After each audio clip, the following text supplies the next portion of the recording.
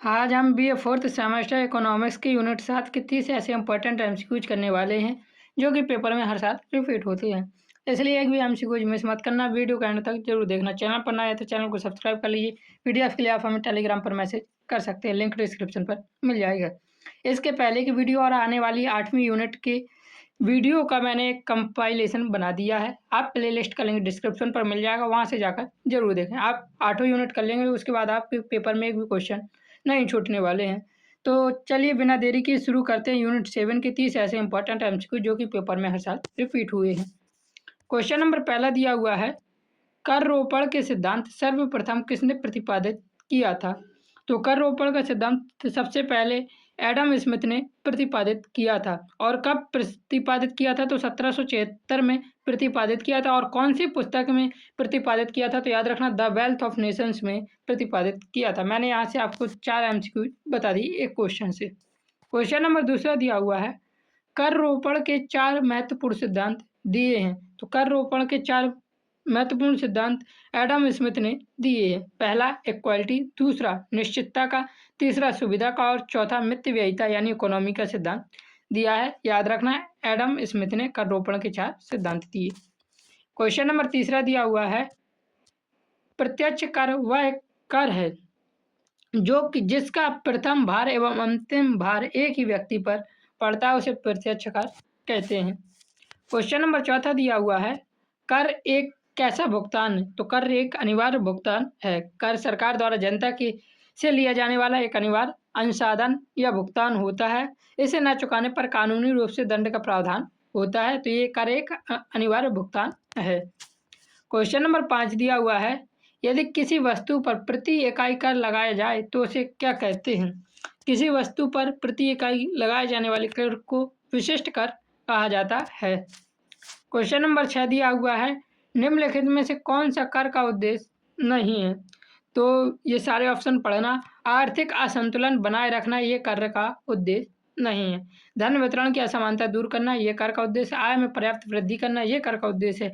और सामाजिक बुराइयों जैसे मादक वस्तुओं के उपयोग पर अंकुश लगाना और उन पर कर लगा के ताकि उनकी बिक्री कम हो सके, ये कर के उद्देश्य हैं। क्वेश्चन नंबर 7 दिया हुआ है, प्रगतिशील कर का उद्देश्य है। तो प्रगतिशील का कर का उद्देश्य त्याग का समान बंटवारा करना है। क्वेश्चन नंबर 8 दिया हुआ है, प्रतिगामी कर वह कर है क्या है? प्रतिगामी कर वह है जो व्यक्ति की आय बढ़ने पर घटता प्रतिशत होता है। क्वेश्चन नंबर 9 दिया हुआ है, आय के असमान वितरण को कम किया जा सकता है किसके द्वारा? तो आय के असमान वितरण को प्रगतिशील कर प्रणाली द्वारा कम किया जाता है।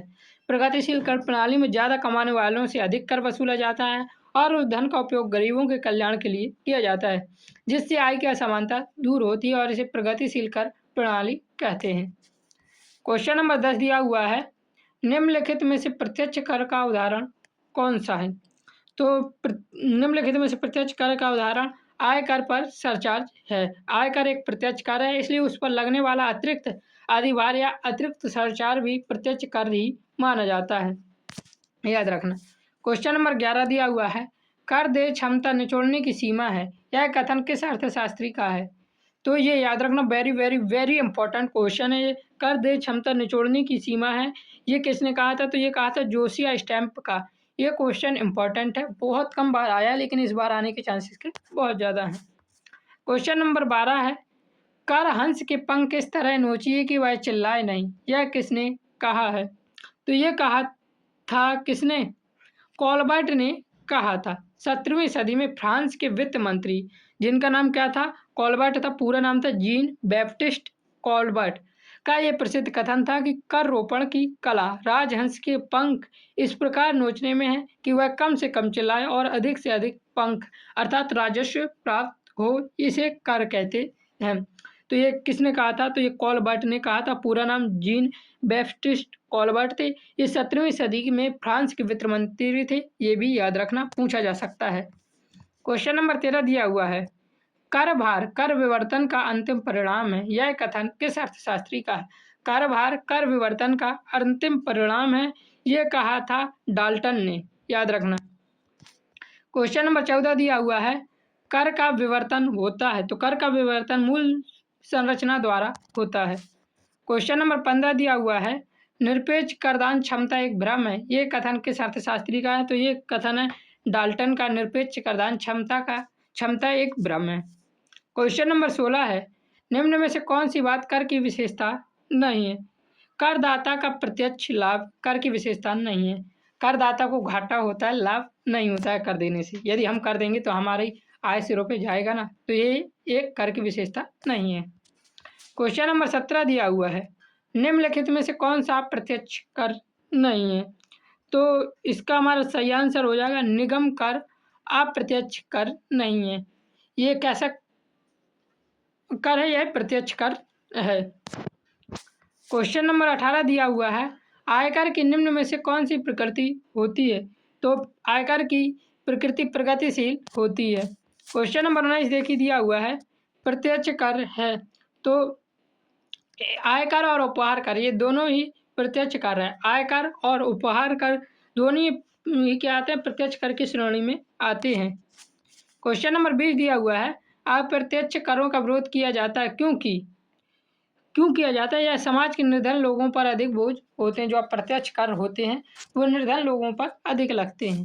क्वेश्चन नंबर 21 दिया हुआ है, निम्न में से कौन सा कर परोक्ष कर नहीं है? तो इसका सही आंसर हो जाएगा मृत्यु शुल्क। मृत्यु शुल्क किसी व्यक्ति के मरने पर उसकी संपत्ति के उत्तराधिकार पर लगाए जाने वाला एक प्रत्यक्ष कर होता है। इसे परोक्ष कर नहीं कहते हैं। तो मृत्यु शुल्क कैसा है? तो ये याद रखना कैसे कर है? प्रत्यक्ष या डायरेक्ट टैक्स है। क्वेश्चन नंबर 22 दिया हुआ है, निम्न में से किस सिद्धांत को जैसे का तैसा सिद्धांत कहा जाता है? तो इसका सही आंसर हो जाएगा लाभ के सिद्धांत को करोपण का लाभ का सिद्धांत था। निम्न में से किस सिद्धांत को जैसे का तैसा सिद्धांत कहा जाता है? तो कर रोपण का लाभ का सिद्धांत जैसे का तैसा सिद्धांत कहलाता है। क्वेश्चन नंबर 23 है, कर दे सामर्थ्य सिद्धांत को कर रोपण का अंतिम सिद्धांत किसने कहा है? तो इसका सही आंसर हो जाएगा J.S. मिल ने कर दे सामर्थ्य सिद्धांत को कर रोपण का अंतिम सिद्धांत कहा है। क्वेश्चन नंबर 24 है, एडम स्मिथ द्वारा प्रतिपादित कर रोपण के धर्म सूत्रों में निम्नलिखित में से कौन सा शामिल नहीं है? तो मैंने आपको ऊपर बताया था वैसे इसमें शामिल कौन नहीं है? तो उत्पादित शामिल नहीं है। उत्पादितता या लोचशीलता के सिद्धांत बाद में बॉस्टुल जैसे अर्थशास्त्री द्वारा जोड़े गए थे। एडम स्मिथ ने केवल 4 सिद्धांत दिए थे। कौन से? समानता, निश्चितता और मितव्ययिता और सुविधा।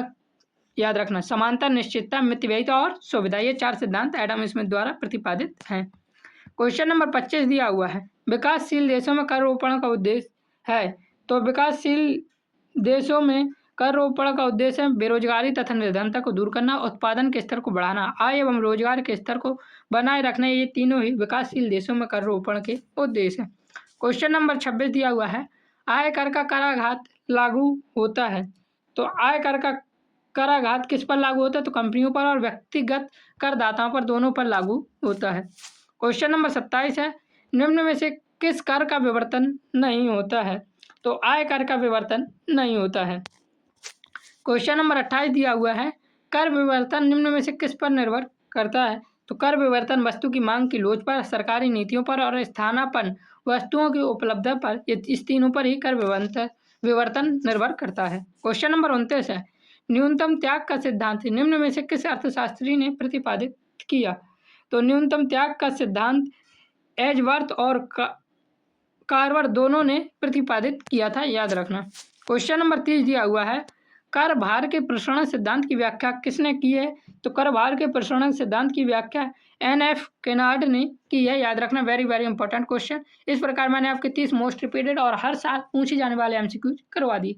चैनल पर नए हैं तो चैनल को सब्सक्राइब जरूर कर लेना और पेपर से पहले एक बार देखकर जरूर जाना। जय हिंद, जय भारत, राधे राधे।